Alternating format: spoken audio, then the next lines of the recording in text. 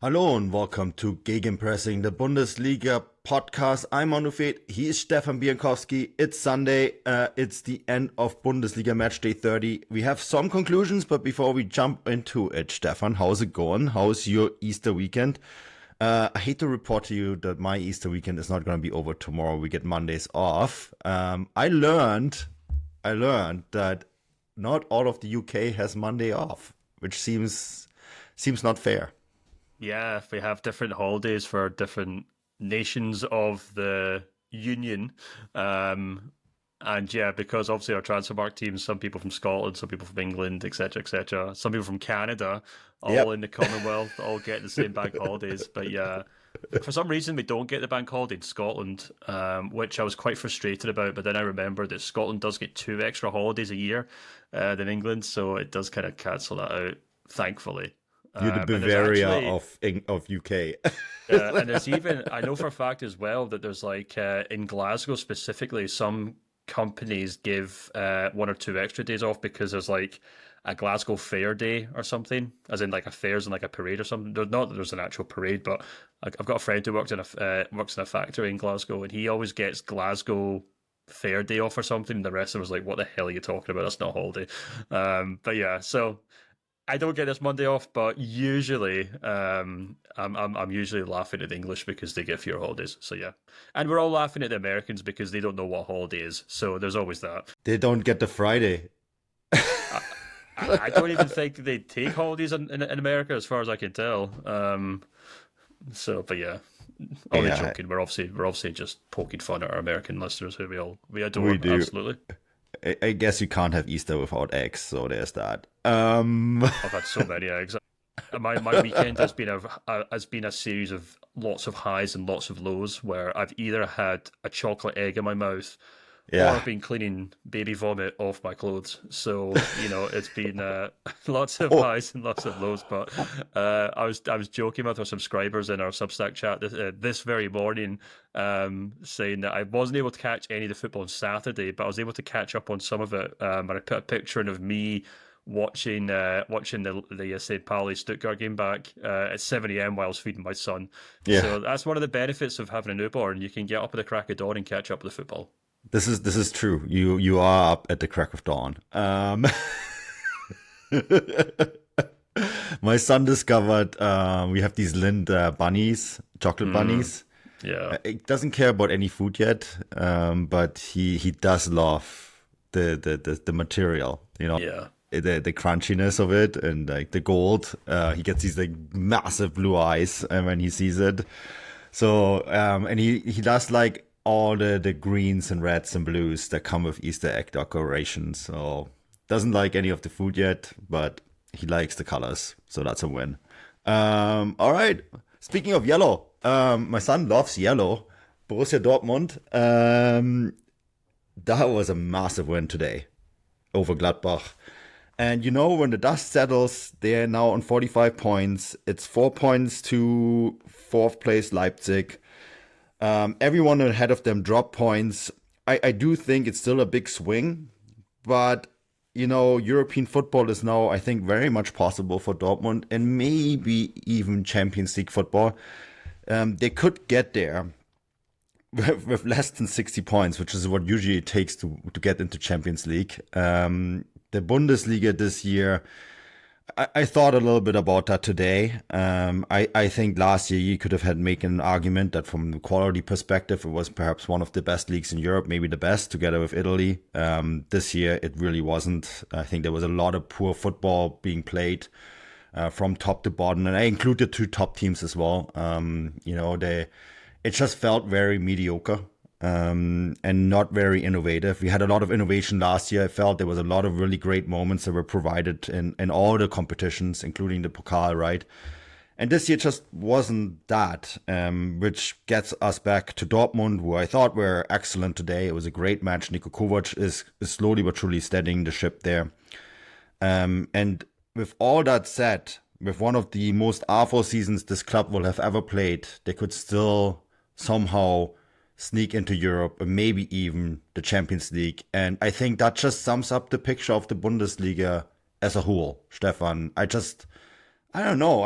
I'm gonna be kind of glad when the season is over and behind us, and we can look forward to maybe next year when clubs come up with better plans and ideas, because this year was a little bit blah. Yeah, it was a little bit blah. We've had, I've been really tempted to kind of write something on how many teams have just dropped so many points. Yeah. In 2025, especially in that kind of mid-table range where you're just really struggling to see anyone put together any form of consistency. Werder Bremen, by the way, the surprise package of the weekend where I actually missed their game, but I logged on in time to check the score. They finished this weekend at 4 points off top four, by the way, which honestly just sums up this season perfectly Even well. on points of Dortmund. Even on points with Dortmund. Fair play to Bremen. We don't have a chance to talk about them today, but I just want to give them a shout out because they've had a roller coaster season. Your guy Oliver Burke, there is a resurrection. A resurrection. Mr. Empty Hard Drive, as Ralph Hasenhüttl would say. He's laughing. Who's laughing now, Ralph? As he struggles with Wolfsburg. As he might get sacked, yeah. Yeah, exactly. Which we talked about in the previous show if you missed that, so go back and listen there. Yeah, we've been kind of joking about this for much of the season, haven't we? That despite their clear problems, despite the fact that both have sacked their head coaches, despite the fact that both have got key players who've either been injured or just completely out of form, Leipzig and both Dortmund have somehow managed to always cling on to the concept of European football. Leipzig more so than Dortmund. I think Leipzig have more or less stayed in the top four, the top six for the entire season. Dortmund are kind of clawing their way back there over the last kind of couple of weeks. And yeah, it's undoubtedly been like a season where that kind of mash of mid-table clubs have just kind of formed this crazy Royal Rumble where everyone's just taking points off everyone. It makes it entirely unpredictable, so there's definitely that going for it. Yeah. And it's fun, it's entertaining. As you say, we actually we touched on this actually in the previous show, and we talked about the Bundesliga teams and their performances in Europe this year, and you know, that mid-table is littered with teams who obviously have had to contend with European football this season, you know, whether that be obviously Leipzig are there, Frankfurt who dropped points again this weekend after a European game. They look very flat. I think you took in that game. Leipzig, of course, has been all over the place and they've had to contend with Champions League football. Dortmund, although Dortmund seem to have taken it in their stride in the last kind of couple of months, to be fair to them. But of course, Stuttgart are the most likely example of that. Heidenheim as well. And we'll come on to talk about Stuttgart in a little while. But I thought this was a really interesting game because I actually thought Gladbach actually gave a good account of themselves over the course of the game. The penalty was maybe a little bit fortuitous. I don't think it was a bad call by any means, but you know, it kind of came out in the middle of nowhere maybe, and it kind of maybe galvanized Gladbach into getting back into the game after they obviously went, you know, they went to their lead, or Dortmund's lead went up to 2 goals, and in the second half it felt like a game where I feel like if it had gone on for another 10 minutes, Gladbach probably would have nabbed an equaliser, if that makes sense. But in the same sense, like Dortmund deserve a huge amount of credit for the manner in which they held on. They managed to grind out a result, which is something that they certainly haven't done this season. Usually away from home, but they have had some big upsets at home as well. Like we like to think of Dortmund as being this team who are still pretty resilient for their own fans, but they have lost a lot of points and even lost big games at the Westfalenstadion. So the idea of dropping points to Gladbach was by no means out of the picture. But having said all that, and I guess perhaps contradicted in a contradictory manner, I was still somewhat impressed with Dortmund in general. I thought they looked very dynamic, especially in attack. I loved the way that Jan Kutu and Svensson were kind of bombing forward as his wing backs. I thought Anton in the middle of the park the middle defence did really well. Benzibaini, I was chatting to one of our Dortmund subscribers and saying he looks so much better in that kind of left centre back role. I know he gave away an own goal in that role just a few days ago, but that own goal against Barcelona is probably the only thing he did wrong in that match. I thought he did very well in that game. He did very well in this game as well. That midfield of Gross and Mecha does really well in the middle park as well. And of course, when Chukwuemeka came on for Maximilian Bayer in the first half, I thought he did a great job of kind of transforming things as well. I kind of said it full time that it felt like a game in which yeah, okay, Dortmund just about get over the line. It's maybe not the most comprehensive win of the season, but I think if I was a Dortmund fan, I'd probably be really impressed, or not impressed, but I'd be taking hope and comfort from the fact that it seems like Kovac kind of knows what he's doing now, in the Yeah. sense that he knows what players to rely on. He knows his kind of preferred starting 11, and the team all feel like they're kind of clicking into gear. There's definitely still issues there. Nicolas Sula's still not a good enough player to be playing centre back there. Baini maybe isn't either. Kutu's obviously not the finished article by any means. Kobel's still very ropey. He almost gave away a goal in the first half when he basically got caught in possession. He just seems so lackadaisical these days. I'm not quite sure what's going on there. For the most part, I was impressed with this team selection Kovac did. And we've talked about this season, that he's kind of, sometimes he's picked what looks like his best 11, then he'll change things. And I guess he has that prerogative to kind of experiment and see what players he can rely on, which ones he can't. But I was actually quite encouraged by the fact that, having dropped Brandt to the bench and then lost Emre Can to suspension in the Barcelona game and things working really well, he didn't revert back to bringing them back in from any sense of pressure or fan pressure or whatever, or because they're perceived to be big names in that squad. Stuck with the players that, for the most part, they did really well against Barcelona, and again, I thought they did really well in this game against the Gladbach team, by the way, who have actually been really impressive away from home this season. So, this isn't your typical Gladbach side who just kind of crumble when they play Dortmund. It's a team who have done very well this season. So, or at least in the second half of the season, that is away from home. So, yeah, I guess to boil that all down to a coherent message rather than just ranting for 10 minutes, I guess I would say they did well to beat a good Gladbach team, but even more impressively, I'm glad to see that Kovac seems to know what players he can trust and which players he wants to rely on going forward.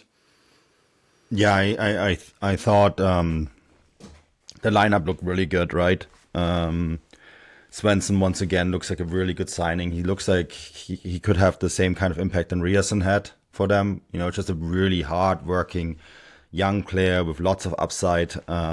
He fits in this team and the culture, I think, really well. I thought Felix Nemtscher had one of his better games. This was one of the moments where you kind of realize, okay, this is why he was brought in. And the hope that they had, we had Matt on midweek after the Barcelona game from Dortmund, and he noted how Nemtscher had one of his better games in this game, in the Barcelona game as well, and I think he built on that. I like this front three with Adeyemi, Bayer, and Guirassy a lot. I also thought they had the best moments this year, Dortmund, when Adeyemi and Bayer played on their own up front as well. Obviously, Bayer had to come off really early for Kani, who once again I thought was, he looks like a player. This is a player. There's some conflicting reports about how much his exit clause, his buy purchase or purchase option is. I've heard 35 million euros. I think The Athletic, Sepp Stafford-Bloor reported 50 million euros.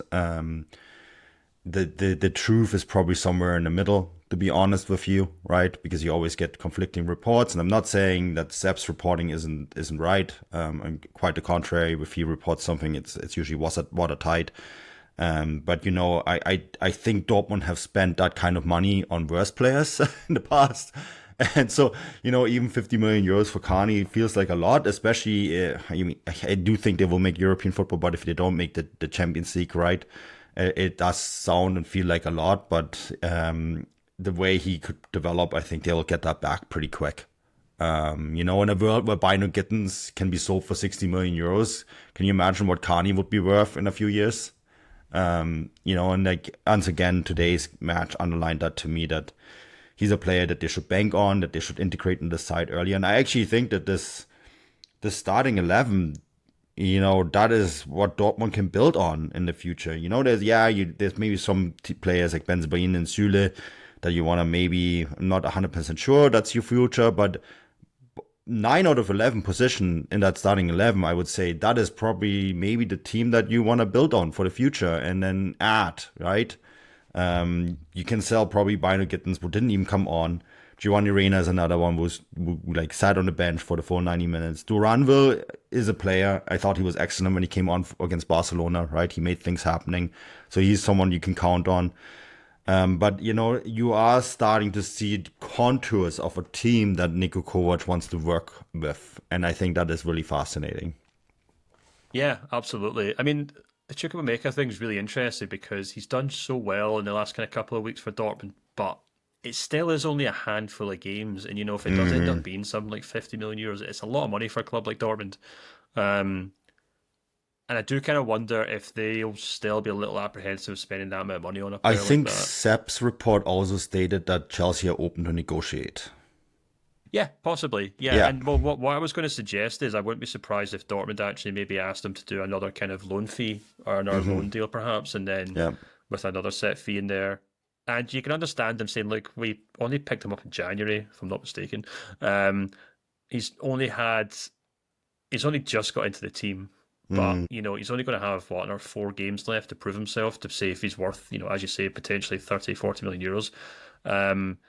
And as you said, Chelsea don't have any inclination to play him. I was reading Enzo Maresca, the Chelsea head coach. I was reading his quotes today after their game, and this is a team that can't even really find a space for Christopher Nkunku in their squad. And he was asked about Nkunku not being in his team, and he just said, "Oh well, it's due to a technical reason, and the technical reason is they've got a shitload of footballers and they can't fit them all on their bench." So, if they can't even squeeze a guy like Nkunku on the bench, then you can totally understand why Chelsea be like, who? Chukwuemeka? Yeah, do what you want with him next season. We don't really care. Take him on loan again, fine, whatever. Just get him off our wage bill. I can completely see a scenario where Dortmund do come to some sort of understanding with Chelsea, and it's like, yeah, we'll pay a set, give us to him for another season, and then we'll pay that 40 or 45 million euros that you're looking for, sort of thing. And maybe they add like a kind of fee up front for it, sort of thing. I wouldn't be surprised if that's something that happens with Chukwuemeka, because I think he's done tremendously well. I think he's a player who could be embedded into Kovac's team very easily next season. And he has, not only has he proved to do very well for Dortmund, but he's actually kind of gone on to be almost like a match winner in a lot of the games he has played well in. So he's kind of already kind of promoting himself to that kind of role of being not only a first team starter, but also an integral part of the way that team plays. And I think he could become even more important next season if Julian Brandt is sold, because, if they do sell Julian Brandt, which seems more and more likely, and I think should be the case because he has kind of plateaued at Dortmund, then I think Chukwuemeka could be the perfect kind of replacement for him in that kind of number 10 position, which is more or less where he played today when he came on against Gladbach. So he could be the solution to that Brandt replacement. He could be the solution to the problems in midfield. I think Nemcha plays much better with him alongside him. I think Gross does as well. I mean, in this game alone, Brandt came on the second half, and I was astounded at how many passes he misplaced when he came on, constantly giving the ball away. So I think at this stage in his career, Chukwuemeka is a better player than Brandt, and he could be a perfect replacement. I guess we'll just have to wait and see whether Dortmund are willing to kind of fork out for him, or if they'll say, give us another season, we'll take him on loan, then we'll pay the 40 or 50 million euros you're looking for, because he could be a really, really smart signing for them this summer. Yeah, I think so too. It's going to be interesting to see like where Dortmund going to end up. I think a lot of that will determine it too. I mean, it is a crazy world now where after all that, they still finish top 4. And that is, I'm not sure there would ever been a more undeserved Champions League starter. But I mean, I make this argument all the time in the Substack chat as much as I love the Freiburg and Mainz story, I'm not sure it would be good for them or the Bundesliga if either one of them sneaks into the Champions League. I think the teams in the top right now, and whether it's like the top 4 right as it is right now with Frankfurt and Leipzig behind Bayern and Leverkusen, or if somehow Dortmund sneaks in there over Leipzig, I think these are teams with a better track record. And like I know someone said to me, "Oh, Leipzig like went out, crashed out of the Champions League this year." That's true, but over the last 5 years, they've also reached the semifinals of European competitions twice. And they went into the season as a top 10 team in Europe as of the UEFA coefficient standing. So I would actually say this is more of a blip rather than the standard for them if they make it back into Europe. And I'm just looking at the clubs that represented Germany this year and the results that we had. I think for the league standing overall, it'd be better if more established clubs would make it back in. And I know that's not romantic and it's not great and it doesn't serve Freiburg and Mainz fans and I know that if they make it in by merit, then that's fine. I'm just warning of the dangers that come with that, Stefan. Yeah, especially when we consider the fact that Dortmund seem to save their best performance every season for the Champions League, and they seem to be these kind of giant killers season on season. So obviously, it's better for the Bundesliga if Dortmund do get in. It actually kind of reminds me a bit of the situation in Scotland, where when Rangers got relegated to the third division, all these people were saying, "Oh, isn't it fantastic that we can now have these other clubs have a go at it? You know, your Aberdeens, your St Johnstones, your Hearts, your Hibs, and stuff." And while obviously those clubs all deserve to have their shot in European football, the problem with having minnows represent your league every single season and underperform is that eventually, completely mucks up the club or the country's coefficients. And that's what happened with Scotland, where basically Celtic were more or less the only team doing a great job. Well, not a great job, but by any means, the only club contributing to Celtic's coefficients, and Celtic weren't even doing a particularly great job of it. So it wasn't until really Rangers returned that Scotland were able to kind of get back on an even keel with countries of equal size of them. And, that's kind of the issue. So it's not really a big deal, obviously, if Heidenheim don't do tremendously well in the Conference League or if Hoffenheim don't get to a Europa League final. These clubs deserve to be where they are. But yeah, you're right. In the grand scheme of things, where there's so much money involved and there's so much kind of tussling from one league to the next, then you do kind of need your best clubs and your biggest clubs and your best built squads competing in Europe every year. And, I guess that's what you would hope for with Dortmund. And of course, Dortmund are a staple of the Champions League. They know what the stadium is, their fans are. They were finalists last season, for goodness sake. So yeah, while I wouldn't say, as I agree with you, I wouldn't say they have a God-given right to finish fourth. It would be probably quite reassuring for the people at the Bundesliga offices in Cologne or Frankfurt if they did, because I think it would probably make their jobs next season a lot easier. I mean, even if they're in the Europa League, I think they'd be automatic one of the favorites to win it. And that is massive for your coefficient standings. That's massive, because it doesn't differentiate between Europa League and Champions League, right? So, and if you, for example, have a top four the way it is right now with Dortmund in the Europa League and Stuttgart winning the Pokal and being in the Europa League as well, I think the Bundesliga DFL head offices in Frankfurt are going to be quite happy about that. And that is not to take away from the Gladbachs of this world or Bremen, who are also still pushing, but it's just something I wanted to point out. All right, the Champions League race then still wide open. We can draw a little bit of a conclusion to the relegation battle. Stefan, 2 results yesterday and today that stand out. Let's go to the crazier one first. Union Berlin against VfB Stuttgart decided in true German efficiency standards to pack 90 minutes of football into 45 minutes of football. 8 goals in 45 minutes. Yes, injury time and all that. You know what I mean.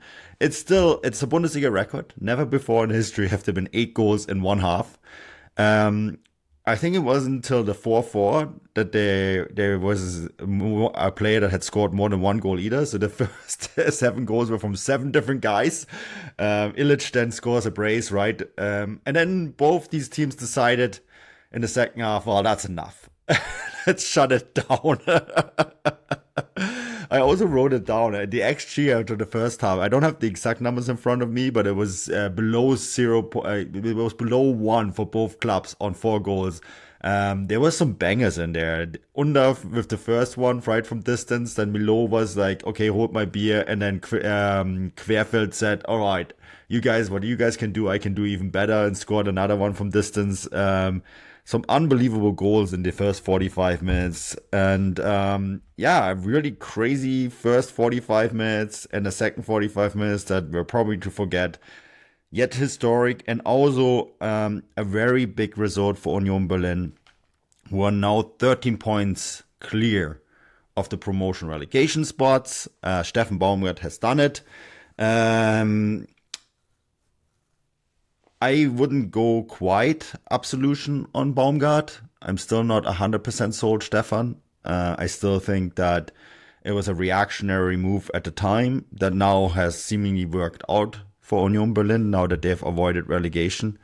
I'm still not sure this is the manager you want to build your club on going forward. I still think someone like Bo Svensson would be more visionary. But here we are. I think, when the dust settles in Köpenick, there will still be questions to be asked on what they're going to do with the club. But, first and foremost, staying in the Bundesliga for another year. And that is important for Berlin as the capital, that they have a club. But it's also just great to see this Union Berlin story continue in the German top flight.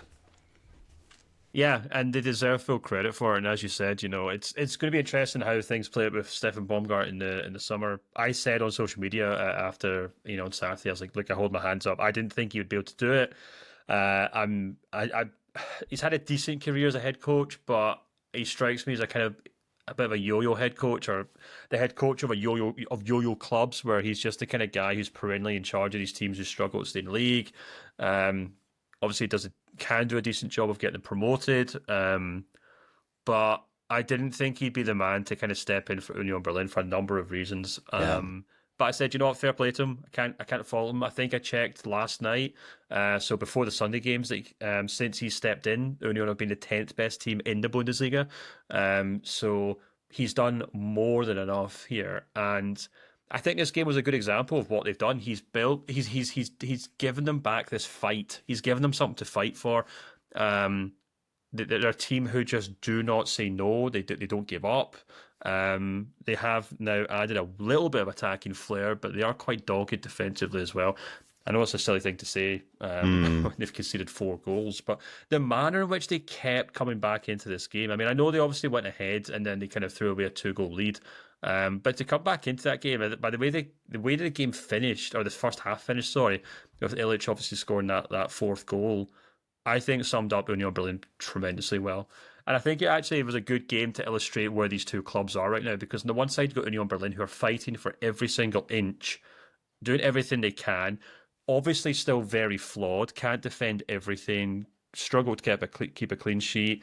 At times, Stuttgart passed through them like, peak Barcelona, it felt like. And, it felt very much like a top 6 side versus a relegation threatened side. But Union just kept going for it, and particularly with their set pieces, they were just tremendous. Now, maybe Union are just amazing at set pieces. Maybe they've got a set piece coach like Arsenal who just knows exactly what he's doing. I didn't get that impression watching those set pieces. To me, they were very straightforward crosses into the box. They weren't even great. They weren't at speed. They weren't whipped. They were just straightforward ones. It just felt like this Union Berlin players every single time just out-wrestled Stuttgart and got on the end of those balls and fired them into the back of the net. But then equally, you had Stuttgart, who scored a tremendous outfield goal from Undav, a tremendous out-of-the-box goal, from Milo. Fulrich scores a lovely finish, probably one of the best finishes you'll have of the season, which hasn't been a great season, I must admit.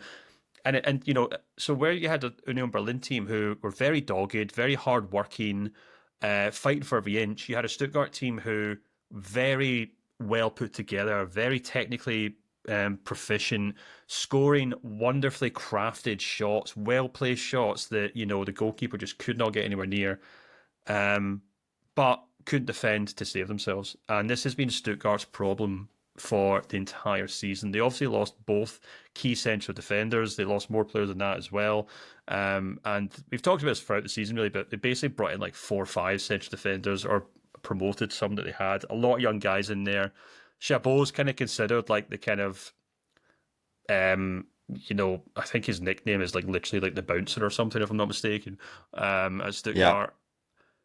I'm not entirely convinced by him by any means. I'm not convinced by that Stuttgart defense by any means at all. And I think if someone was to ask me, I need to watch one football match of Stuttgart's to sum up their season, you could pick their games against Juventus, you could pick their games against Real Madrid, whatever. But I think this game sums it up perfectly well, because they have the capacity to play beautiful football. They have the players to score beautiful goals from 20 or 30 yards out. But they can't defend to save themselves. And actually, I did check this just before we started talking about them. They have the 12th worst defensive record in the league. So, I guess what I mean by that is only 6 teams have conceded fewer goals than them in 2025. And I think that completely sums up why they've just kind of plummeted down the league table. And I think that has to be Sebastian Hoeneß' key concern going into the summer transfer window. They've got plenty of firepower up front. They've got guys like Milo, Furyk, Undav, even like Demirovic. These are all guys that top four sides would love to have in their team. They've got so many players who could easily play for a top four club. But when you look at that defence, it's few and far between. And yeah, I know Mittelstadt's obviously, a German international. But aside from that, and, I do kind of probably include Alexander Nobel in this, who hasn't had a great season by any means. They really have to fix what's going on there in defence if they kind of want to push on next season, because this game was a perfect example of why Stuttgart have struggled, but equally a perfect game of why Union Berlin under Steffen Baumgart have really turned things around. So a great game to watch at 7 a.m. when I was burping my newborn son. Yeah, it was a nice distraction, I guess, for people busy. I actually looked up this XG in the first half. It was 0.97 to 0.68 in Union Berlin's favor, that's mind-boggling how they managed to score 4 goals on that.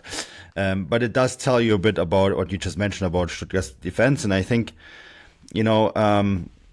I do still think that Stuttgart plays some of the best football in Germany. It's just the problem is that the defensive heart was ripped out of this team last season. And yeah, maybe Ito wouldn't have been able to play this year anyways, right? With all the injuries he had since he's joined Bayern Munich. And so maybe the story would have been the same even if he had stayed. I do think Finn Jelch is the real deal. I think he's a tremendous signing, but you have to remember he's only 18, right? And he's going to take his time to gel in this lineup. Chabot, as you mentioned, is a bit of a project. And then the other players, whether it's Ramon Hendricks, Aldachil, the Luka Yarchages, these are all projects. And so, it's going to take some time. And the commentating team of the Union Berlin game, I can't remember who the co-commentator was, but he pointed out that Stuttgart have an avenue to get to the Europa League through the DFB Pokal. There's risk in that. You have to beat Arminia Bielefeld first. I suspect they will beat Arminia Bielefeld. We've seen this in the past, that when lower division sides do finally get to Berlin, the occasion sometimes gets to them. Although Kaiserslautern gave it a real good go last year, right? So I think, this is also what's happening here a little bit, that when a team like Stuttgart, and we've seen this with Frankfurt over the years, when they realized their best avenue back to European football was a cup competition, that they let it go a little bit in the league. And I think that's what's happening here. And, the second half was a little bit evident of that, in terms that Stuttgart just didn't really seem to press anymore. And 2 extra points gets them to 43. I guess they're still within a shout of European football, but we all know what's going on. And so I think one team really wanted the point to stay in the Bundesliga, and the other team was kind of maybe content with saying, okay, fine, this battle is fought, and we are both happy with the stalemate. And so I think that's where we are at with Stuttgart at the moment. And again, Union Berlin, for them, this is tremendous. Another year in the Bundesliga means another year where they can develop the club, can grow in one of Europe's biggest and most prominent cities. They have huge plans for this stadium. Those can now be, they're more likely to go through when they're playing the Bundesliga, right? They can get this club back on track. The potential there is significant. And in fact, let's go to another team that has more or less secured their place in the Bundesliga next year, and that's St Pauli. Not mathematical yet, Stefan. It's 8 points. It's an 8-point gap to Heidenheim, who was 16th for St Pauli. But the goal differential makes it in St Pauli at a -10, Heidenheim at -28. It's a 10-point gap to Bochum if you want to include them. Their goal differential is also much worse than St. Pauli's. What I'm saying that it's really a 9-point swing to Heidenheim with just 4 games left. Another win for St. Pauli or another defeat by Heidenheim or Bochum, that should probably do it for them to stay in the league. So this is a big moment for them. And I think too, very much deserved. And I had someone ask me on Blue Sky today whether for teams that come up in the Bundesliga, whether being solid in defense rather than trying to play attacking football is a better recipe for success. I think that's the case. I think Blessin has really solidified the way St. Pauli play. It's not always the most stylish football, but it is very difficult to beat. They held Leverkusen and ended, I think, the title race today with that 1-1 draw. But, they kept Leverkusen to just the one goal. They did the same against Bayern, where they kept it very tight as well at home. This is a team that's very difficult to break down. And I think ultimately the fact that they're so difficult to play against is the reason why they will ultimately stay in the Bundesliga. Yeah, I think you could actually maybe make a pretty decent case to say that Alexander Blessin's maybe been one of the best head coaches in the Bundesliga this season. Mm-hmm. Not because St. Pauli have gone on to win a Pokal, or they've done in Union Berlin and somehow managed to get into the top 4, top 6. But the manner in which he stepped into that job after they lost their head coach, which was obviously Fabian Hürzeler, who's moved on to Brighton. And he inherited a team that probably overperformed in the first place to get to the Bundesliga. A squad that was by no means prepared to get to the Bundesliga. They hadn't spent years and years building towards it like their city rivals who may do so, at the end of the season. But they were. I don't want to say they were minnows in the Zweite Bundesliga because they're not minnows, but they weren't a team that had this. It's not like they had like the biggest wage bill, the biggest squad, and it was like as a foregone conclusion that they would. So anyway, Hürzeler works miracles to get them to promotion. He then leaves, and they bring in Blessin, completely different head coach, completely different style of football, and he's somehow managed to turn it around, and he's done a tremendous job of it. I was just actually checking there to see what St. Pauli's record points total is in the Bundesliga. Now, obviously, you can't go that far back because, it's when 2 points and stuff like that counted for winning, things like that. But I think the record was in 1996, which is when I think you're right. 38 points. Now, Blessin's sitting on 30 points with 4 games remaining, so he could technically beat that, which would be a really impressive feat, I think. And they've done a great job of it, and to be fair to Blessin, I think he's done a great job of it by playing really hard defensive football. I was actually checking just before we came on air, and if you actually look at which clubs have conceded, which have the lowest shots against average in the Bundesliga, first it's Bayern, then it's Leverkusen, then it's Union Berlin, believe it or not. Then it's St. Pauli. And St. Pauli averaged fewer shots against each game this season than Borussia Dortmund, than Leipzig, than Werder Bremen, Frankfurt, Gladbach, Stuttgart. All these really impressive clubs. Well, I guess Stuttgart, a hugely impressive club this season, but you know what I mean. And they've done a tremendous job at that. They keep things very, very tight, whether that's at home, whether that's away. Typically, they have preferred to kind of play away from home, which is what makes this, a point against Leverkusen all the more impressive, because they obviously they are better at playing counter-attacking football away from home. But obviously against this Leverkusen team, they could do that at home, and yeah, they got a point for it. Maybe a little fortunate with the way that Herdecki obviously spilled that save for the goal. And, I feel like we could spend an hour just talking about that moment in the match and how that has summed up Leverkusen this season. And, we did a big kind of deep dive on Leverkusen last week. And we said before we came on here, we're bored of talking about Leverkusen. So I don't want to go on about it. I've been saying for weeks that the title race is over. I'm not going to spend time today talking that the title race is over, because it's really been over for weeks. Yeah, exactly. And, we could talk about how Herdecki not being the superhuman that he was last season sums up the fine margins between Leverkusen winning the league title and finishing second, but we've done that a number of times. The point is, St. Pauli deserved a point. They deserve to stay in the league. They've done a great job of it, and I think Blessin deserves a huge amount of credit for that.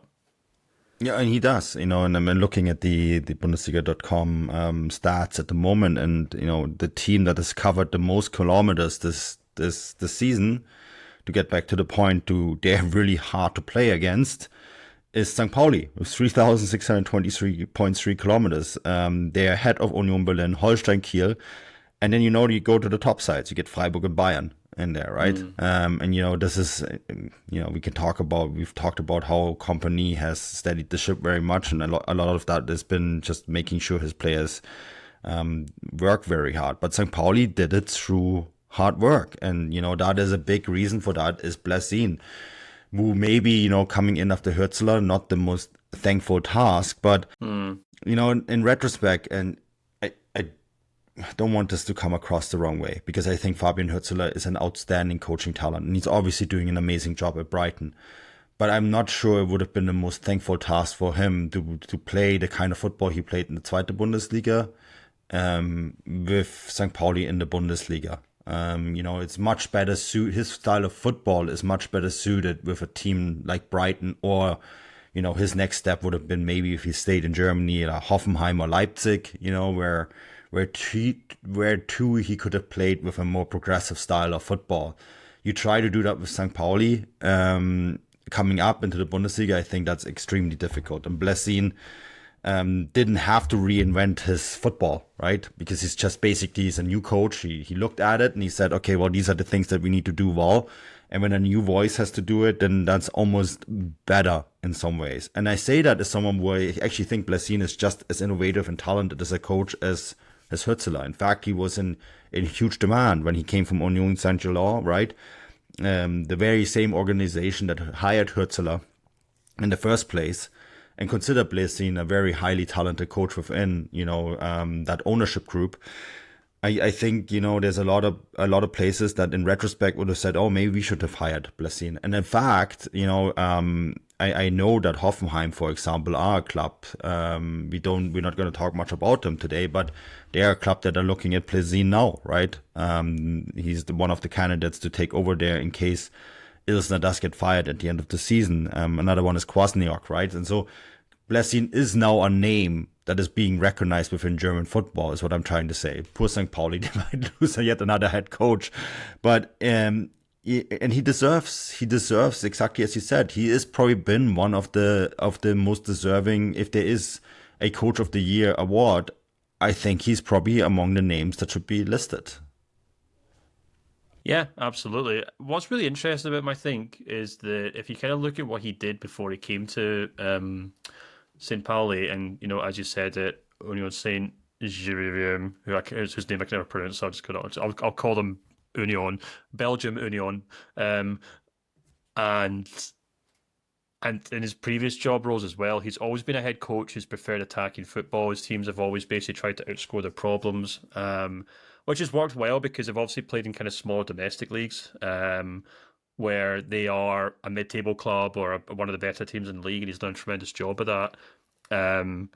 And even you could maybe even argue when he was at Genoa, obviously not one of the biggest clubs in their league, but also not really a minnow per se.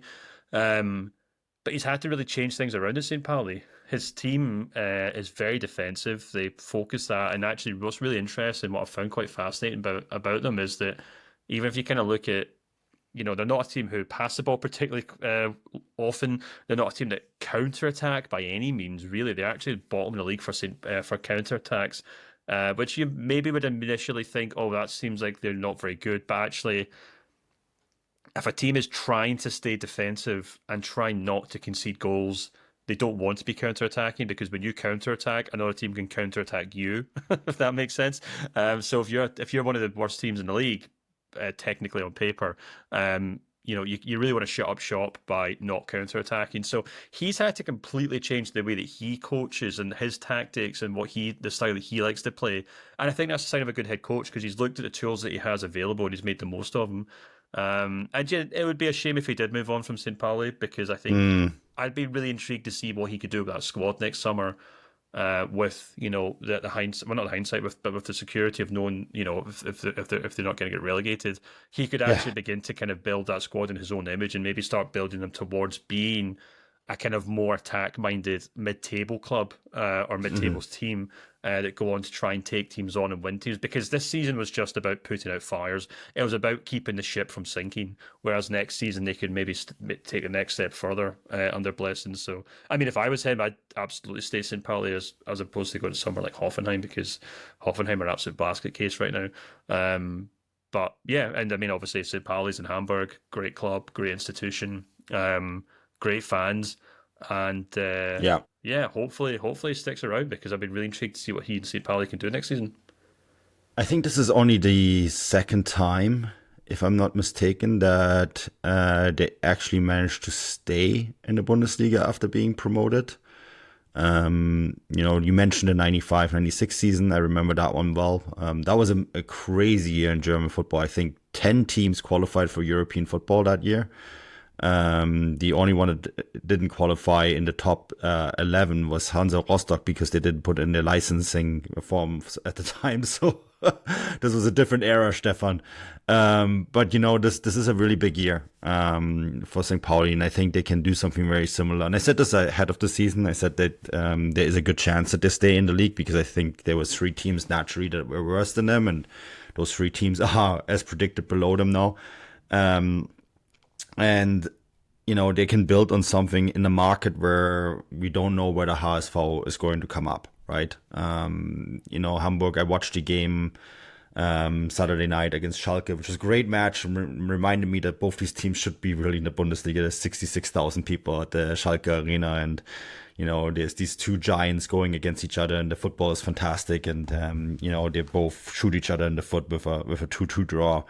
I do hope Hamburg go up. I do hope Schalke eventually go up. But in the absence, the fact that St. Pauli are there and holding up the flag for Hamburg is a great thing. And I'm curious to see what's going to happen next year.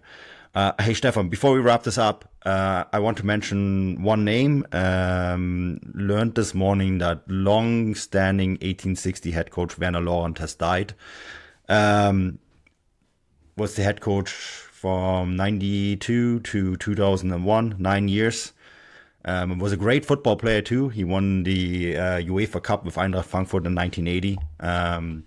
Passed away. It's just sad because, it's a big name in German football and someone who obviously gave me a lot of very good memories. He was the last one who kept 1860 sane by coaching them with sheer insanity.